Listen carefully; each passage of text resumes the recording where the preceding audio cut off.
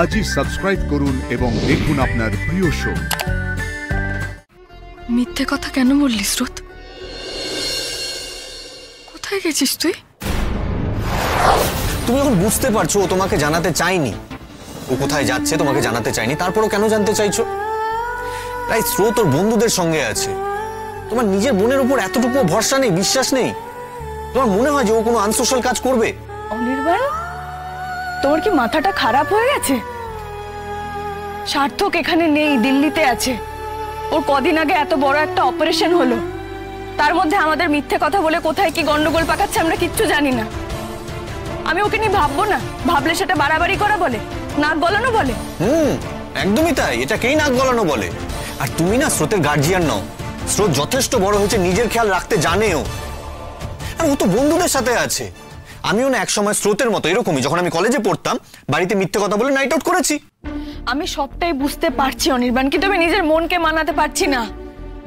বুঝতে পারছো তুমি আমার কথা? ও তোমার ছোট বোন, বলো।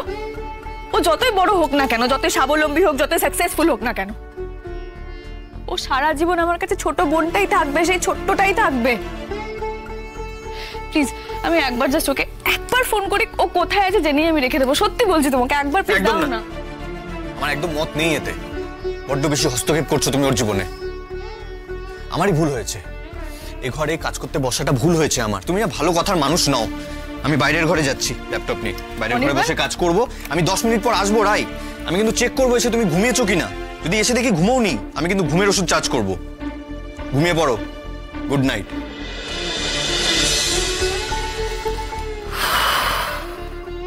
মিথ্যে কথা কেন বললি স্রোত? কোথায় গেছিস তুই?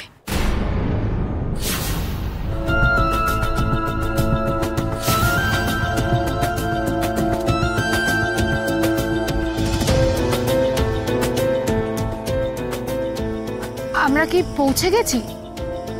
নাম, এখান থেকে আরেকজন লোক এসে তোকে নিয়ে যাবে। আচ্ছা, তুই কি চোখ বাঁধা অবস্থায় নামতে পারবি? হ্যাঁ।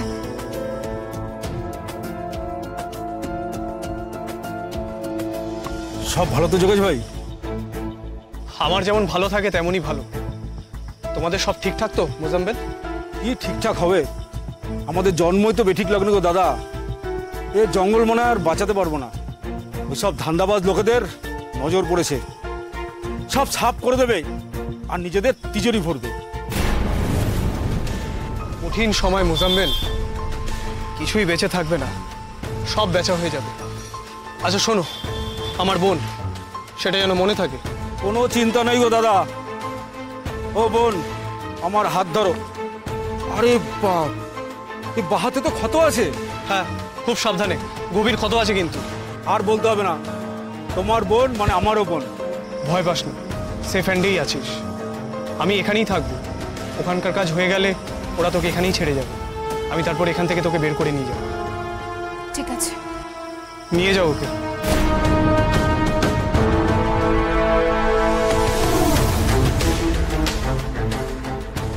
আমি ভয় পাবো না, ভয়ের কিছু নেই।